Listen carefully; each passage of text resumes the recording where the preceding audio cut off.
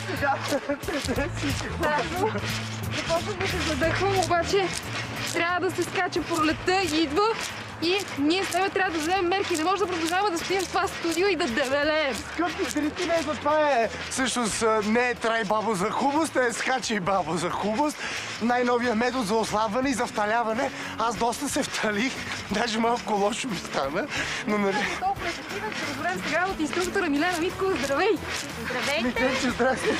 Здравей! Най-добре, скажи, добре ли се справяме като на начало? Чудесно се справяте, искам да ви кажа, че имате така, може би така предварително усещане за нещата.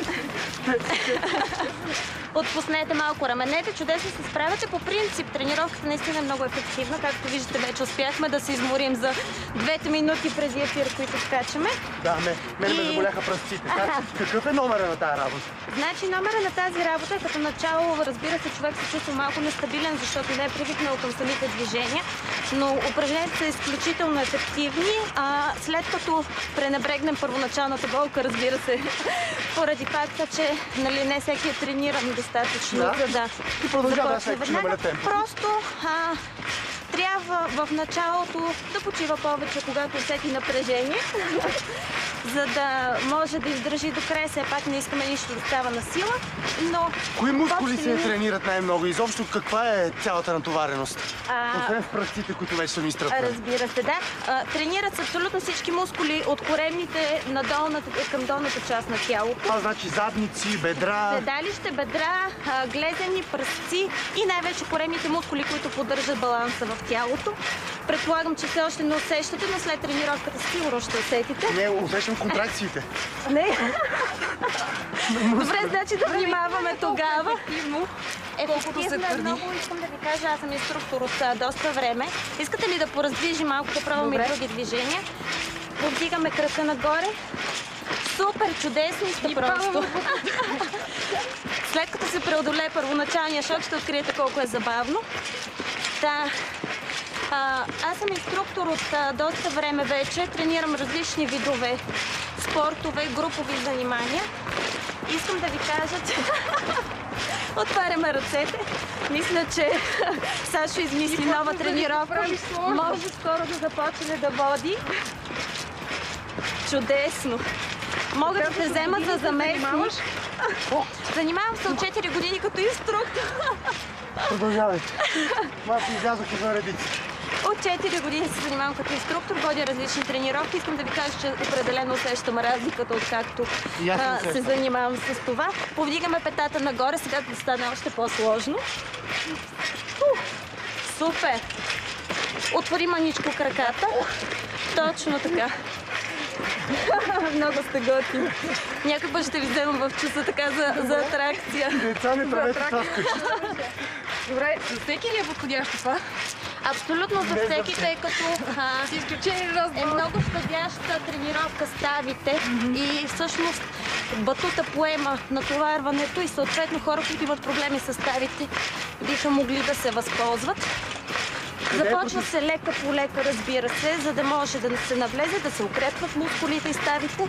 За кои хора е противопоказно?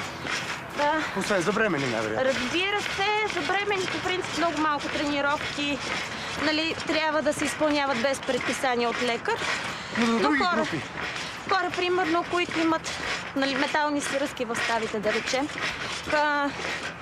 Хора, които са склонни към епилептични припадъци. В общи линии така човек трябва да попрочете малко или да се поинтересува от инструктора преди да започне, но за здрави хора в никакъв случай, както виждаш, дори е забавно.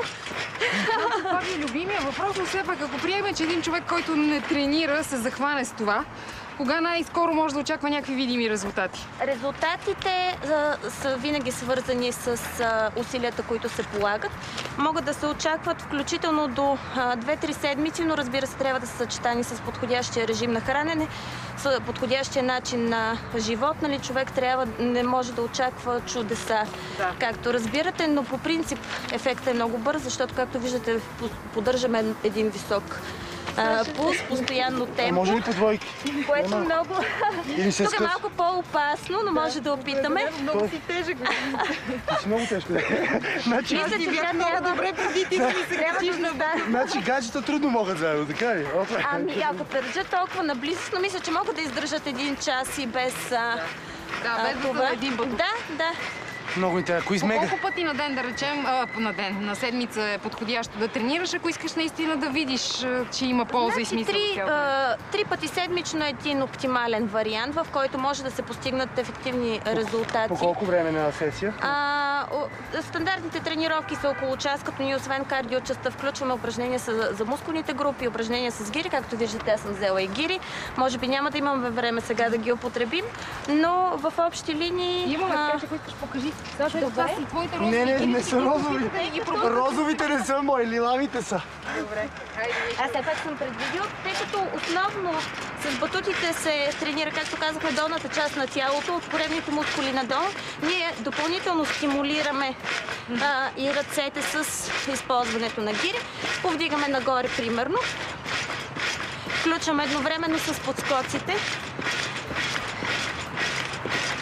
Може да вдигнем нагоре ръцете. И различни упражнения, които, разбира се, са още по-интересни съчетани с крака, но няма да ви мъча първите пъти. На мен е любопитно просто да ми покажеш колко най-високо се скача, когато вече си напреднал. Ние няма да пробваме, но ти да ми покажеш. Значи, по принцип, целта тук не е височината, но за допълнително натоварване, разбира се, аз искам да направя само задно салто. Повдигаш краката. Това също много стяга коремните мускули. Да. А кои мегазвезди го правят това нещо? Значи, Знаем ли за такива? знаем, разбира се, да, Кели Осбърн, това е една от програмите за тренировки. Както виждаме, тя постигна много резултати в последните години, свързани с външния си вид. Тя работи и по други програми, но батутите е една от любимите програми. Съответно, виждаме и резултатите всички. Да, тя изглежда доста добре. Да, в последните години така доста положителна промяна има в нея. Ясно. Значи 3 пъти на седмица по 1 час. Чудесно, да. Това е един оптимален И човек вариант. може да си вземе от някой, предполагам, не са скъпи такива малки батучета. Може да си купи, има по спортните магазини, може да си използва подскачаш сега вкъщи. пролетно на тераска. Вече в интернет има достатъчно Според мен материали. този спорт има едно скрито предимство, именно, че можеш да водиш и децата си на тренировки, защото те сигурно Разбира се, ще... да, те много се забавляват. Аз в тренировките, между другото, основната ми възрастова група е тинейджърската, което много ме радва, разбира се. Така че би било забавно и за Може деца, да за се едно тинейджъри. нещо, примерно. Какво става? Да, сега вие ме Вие подсетите си. едно чудесно упражнение за коремните мускули, което Ние нямаме мога да ви време, имаме 30 покажа. секунди, но нека да покажем Ето финал. 30 секунди може да се позабавляваме малко Добре. до края. Сядаме с краката на земята и извършваме бързи движения, нали, с... Точно така. Това е любимото упражнение на всички, разбира се. Това е готино. Малко е близо и до смехотерапия, но ще усетите А и на вас жените много ви стягането на помагат. корема, разбира се. Супер! Точно това е. Това трябва да го препоръчаме гаджето. Със сигурност така тренировките могат да бъдат комбинирани, така че Но тук боли кръста, заболявате кръст. Сашо, просто ние с тебе сме абсолютни... нормално да се усети напрежение в кръста, когато човек не е достатъчно трениран, но това е защото и там има мускули, разбира се, които трябва да се Някой хора развият. има мускули, някой няма. Има закърняли Много такива. се радвам, че ние с детстве успяхме да унищожим няколко нещастни калории. Нали? Поне няколко със сигурност. Много ти благодаря. Беше ни изключително приятно да поскачаме в този прекрасен слънчев пролетен ден. А сега, докато ние се връщаме обратно към студиото, е моментът да ви покажем една изключително интересна история. Подготвя Ирена Григорова на днешното благовещение. Можете да се запознаете с начина, по който е протичала куклената молитва, тази толкова известна молитва, с която Ванга се опитвала да помогне на хората, искащи, но не можещи да си имат бебе.